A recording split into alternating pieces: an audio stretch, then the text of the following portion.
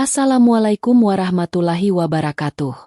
Mari bersama-sama kita awali kisah ini dengan mengucapkan sholawat kepada junjungan kita, Nabi Muhammad Shallallahu Alaihi Wasallam.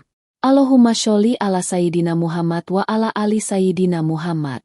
Pernahkah kamu bertanya-tanya, seperti apa rasanya hidup sebagai seorang TKW di negeri orang?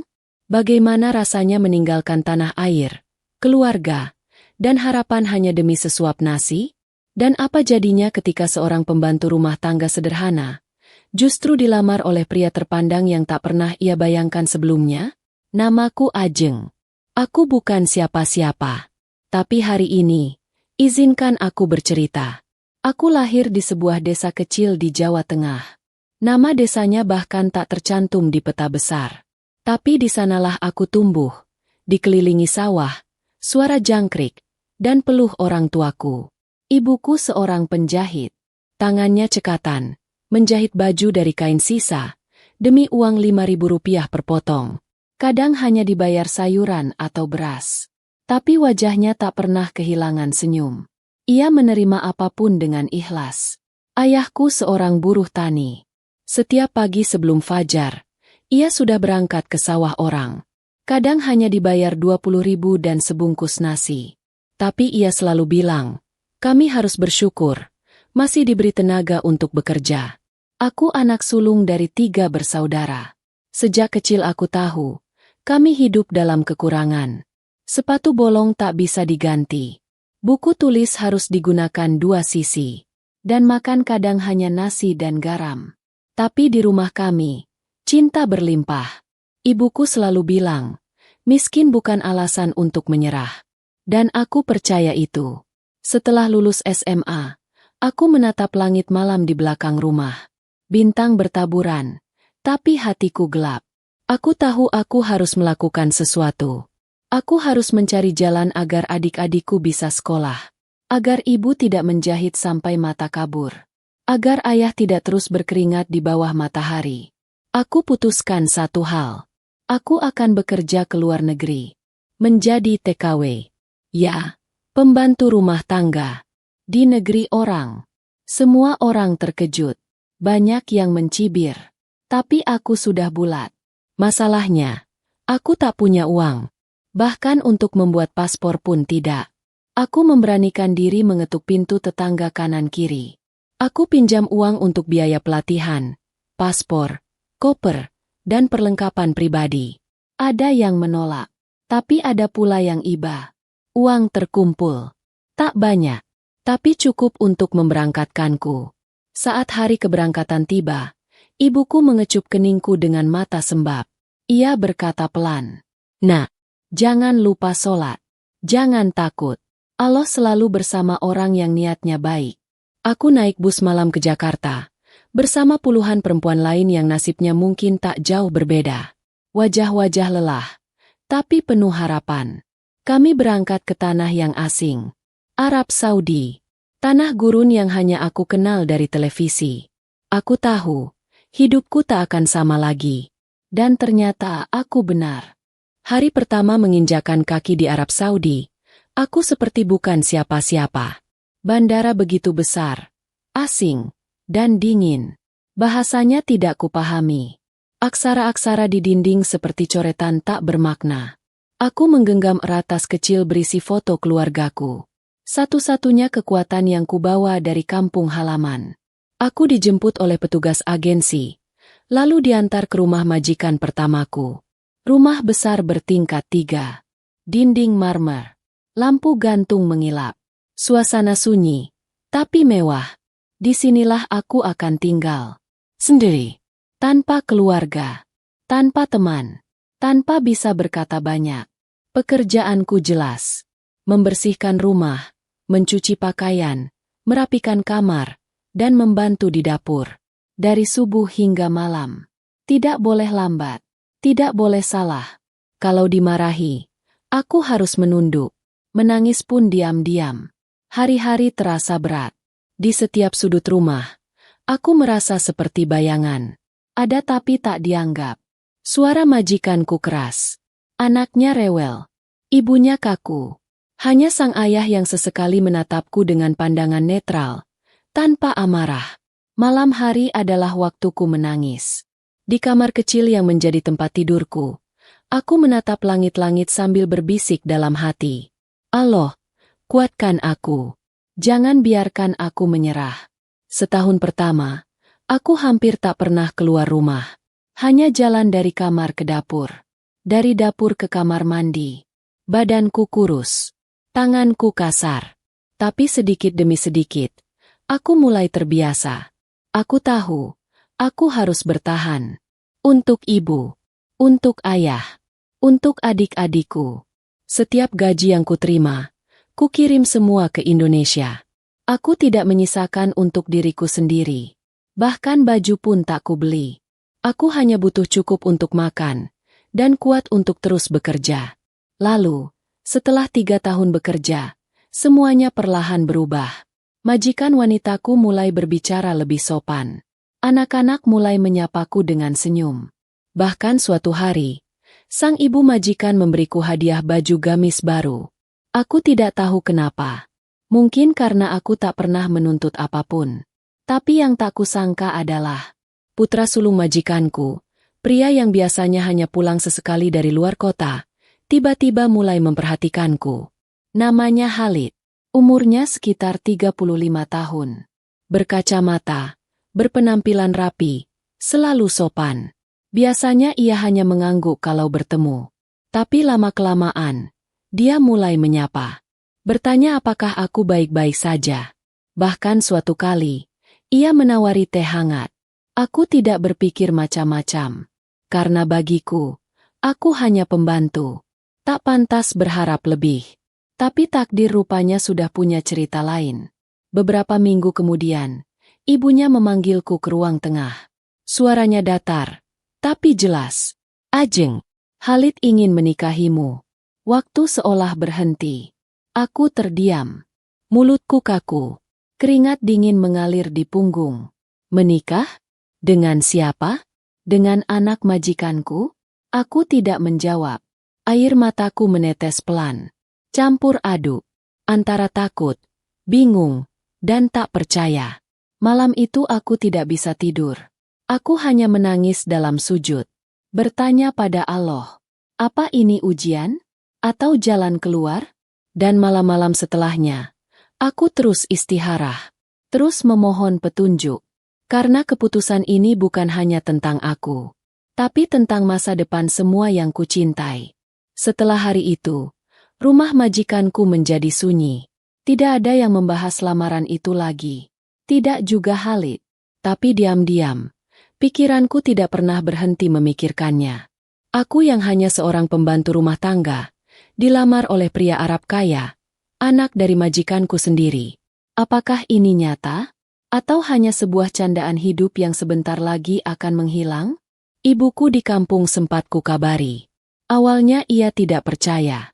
Tapi ketika aku menangis di ujung telepon, ia hanya berkata pelan, "Nak, kalau dia laki-laki baik, dan keluarganya menerima kamu dengan hormat, ibu tidak akan menghalangi." Tapi keputusanku tidak mudah. Aku tahu, menikah bukan hanya soal cinta, tapi juga kehormatan, tanggung jawab, dan masa depan. Setelah berhari-hari berdoa, aku memberanikan diri bertemu dengan Khalid. Kami bicara di ruang keluarga, ditemani ibunya. Ia berbicara perlahan, penuh hormat. Ia bilang, ia sudah lama memperhatikan caraku bekerja. Ia tahu aku bukan perempuan berpendidikan tinggi, tapi ia menghargai ketulusan dan kesederhanaanku. Khalid berkata, aku tidak butuh wanita sempurna. Aku hanya ingin istri yang bisa menjadi rumah. Dan kamu, Ajeng, membuat rumah kami terasa hidup. Aku menunduk. Mataku berkaca-kaca. Hari itu, aku berkata ya. Bukan karena aku jatuh cinta pada pandangan pertama. Tapi karena aku percaya, Allah telah menunjukkan jalannya. Pernikahan kami sederhana, sesuai adat Arab. Tidak ada pesta besar. Tapi keluarga majikanku menyambutku dengan layak. Aku tak lagi dipanggil Ajeng si pembantu, tapi Ajeng, istri dari putra mereka. Setelah menikah, aku pindah ke rumah Khalid yang berbeda kota. Rumah besar dengan halaman luas, suasana tenang, dan pelayan lain yang kini membantuku di dapur. Dunia terasa terbalik. Aku bangun pagi, bukan lagi untuk membersihkan rumah orang, tapi untuk menyiapkan sarapan untuk suamiku sendiri. Aku tetap melakukan banyak hal sendiri. Bukan karena tak ada yang membantu, tapi karena aku ingin tetap membumi. Hari-hariku lebih tenang. Aku mulai belajar bahasa Arab lebih baik. Belajar memasak masakan lokal. Belajar menjadi istri dari pria yang dulunya hanya aku layani sebagai majikan. Tak lama setelah itu, aku hamil. Saat dokter mengabari aku sedang mengandung 2 bulan, aku menangis. Tangisku bukan karena takut, tapi karena bahagia. Aku tahu, anak ini bukan hanya buah dari pernikahan kami, tapi juga bukti bahwa tak ada perjuangan yang sia-sia. Ketika perutku mulai membesar, Khalid semakin perhatian. Ia membatasi pekerjaanku. Ia membelikan makanan khas Indonesia, meski kadang salah pilih. Tapi aku tahu, ia berusaha membuatku merasa di rumah. Saat pertama kali merasakan tendangan kecil di perutku, aku menatap langit sambil berbisik. Terima kasih. Engkau tidak pernah tidur. Engkau tidak pernah meninggalkanku, bahkan saat aku merasa sendirian. Dan aku tahu, perjuanganku belum selesai. Ini baru awal. Hari itu, langit Riyadh tampak mendung.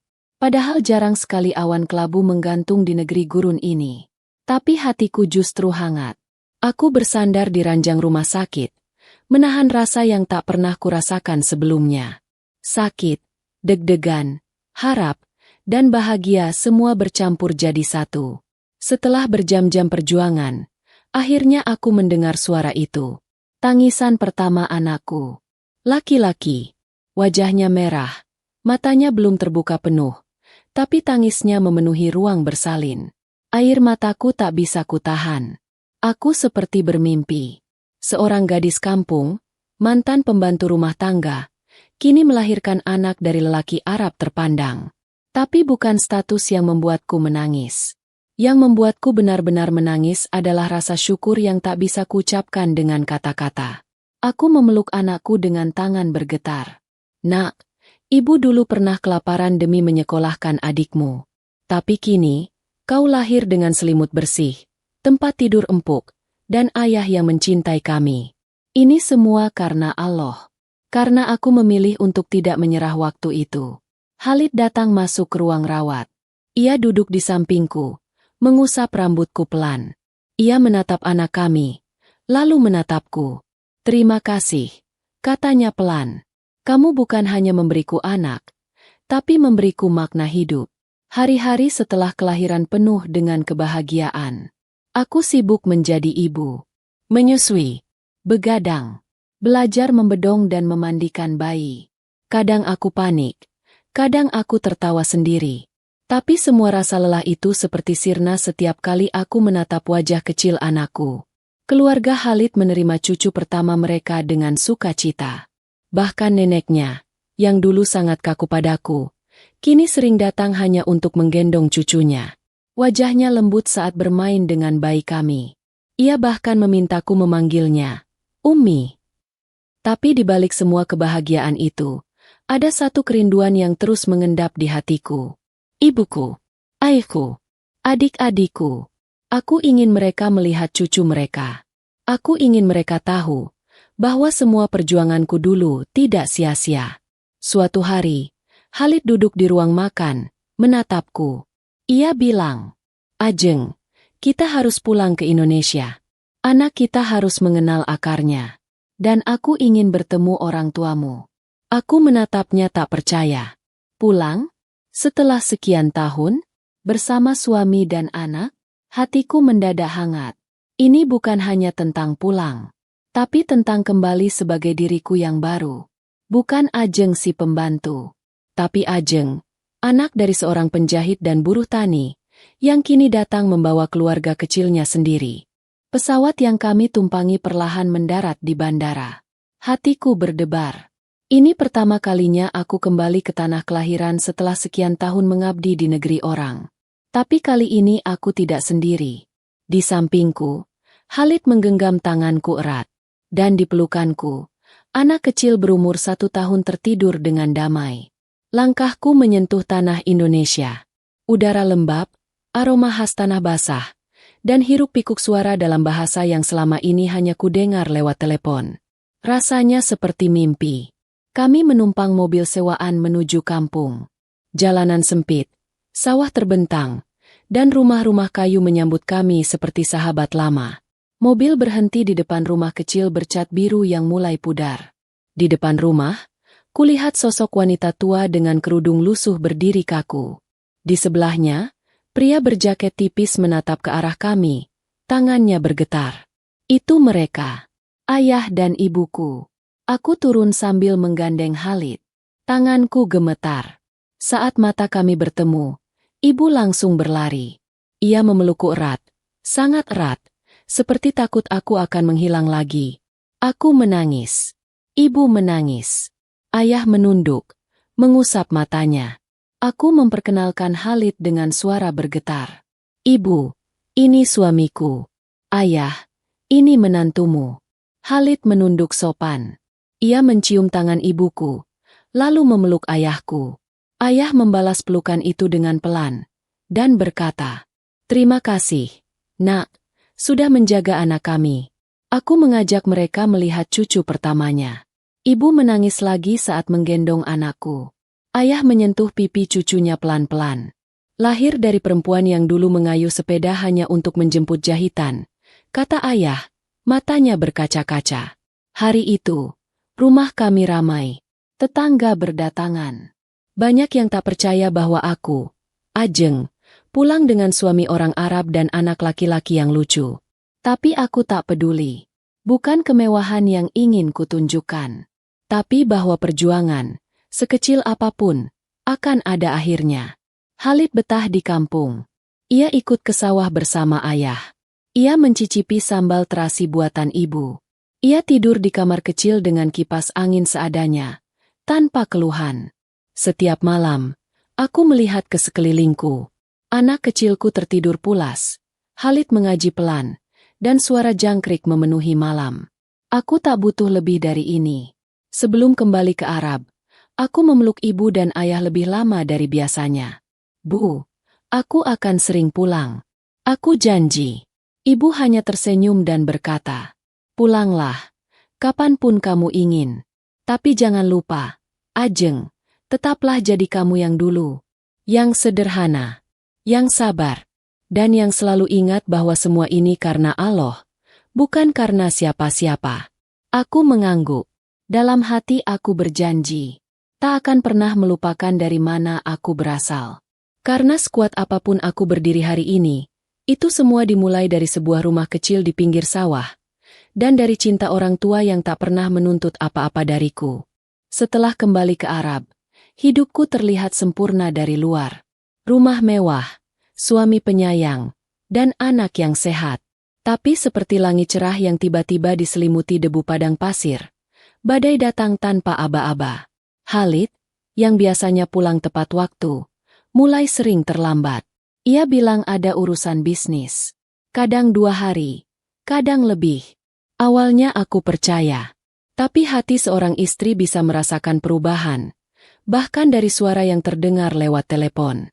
Senyumnya tak sehangat dulu. Pelukannya tak seerat biasanya. Aku mencoba mengabaikannya. Aku berkata pada diriku sendiri, mungkin dia hanya lelah.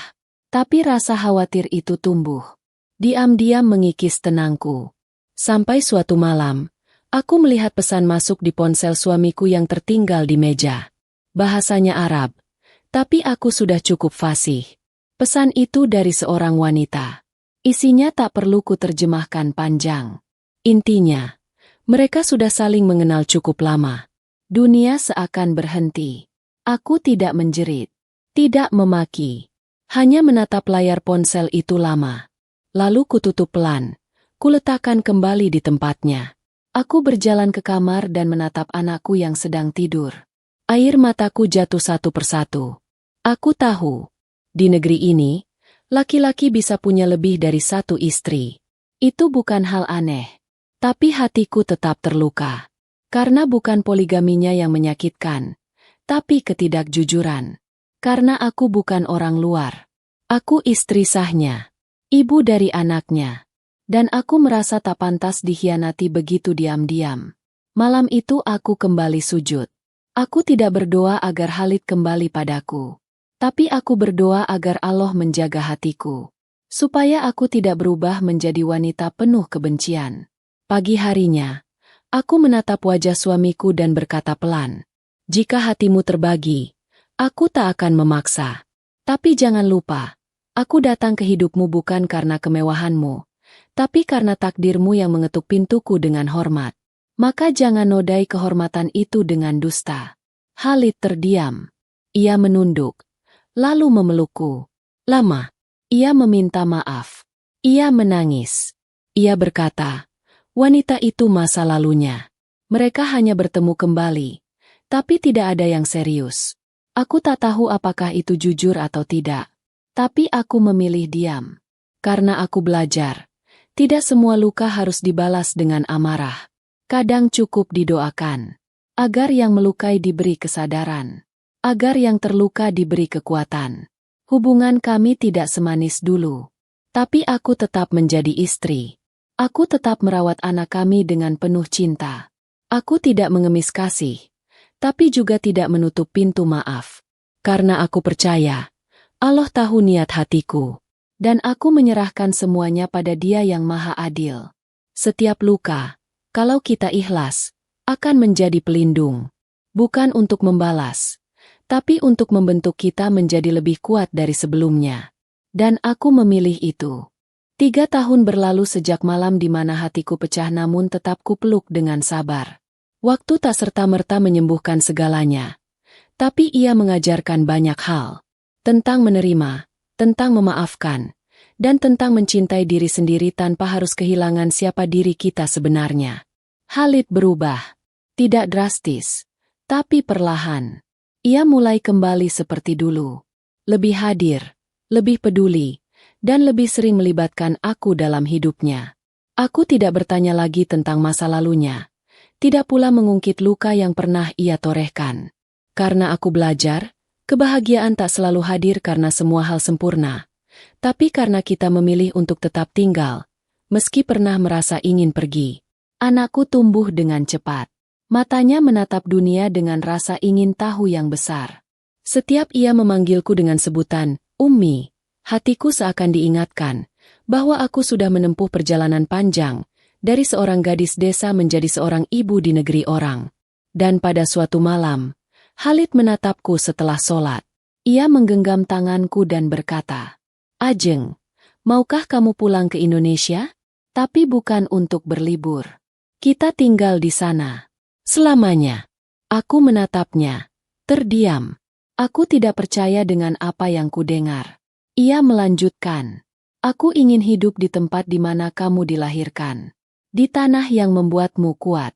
Aku ingin anak kita belajar kerendahan hati, bukan hanya kemewahan. Air mataku tak bisa kutahan lagi. Aku tahu, ini bukan sekadar pindah rumah. Ini adalah akhir dari perjalanan panjang yang Allah bimbing sejak pertama kali aku menapakkan kaki di Arab, dengan koper pinjaman dan niat mulia untuk membahagiakan keluarga. Beberapa bulan kemudian, kami benar-benar pindah. Bukan ke kota besar, tapi ke tanah kelahiranku. Sebidang tanah kecil kami beli tak jauh dari rumah ibu dan ayah. Khalid membangun rumah sederhana, tapi hangat. Ia membuka usaha kecil di sana, dan belajar bahasa Jawa dari tetangga sekitar. Aku kembali menjahit bersama ibu. Bukan karena kami butuh uang, tapi karena di sanalah aku merasa menjadi diriku yang paling asli. Setiap sore, aku duduk di beranda. Anakku bermain di halaman. Khalid menyiram tanaman.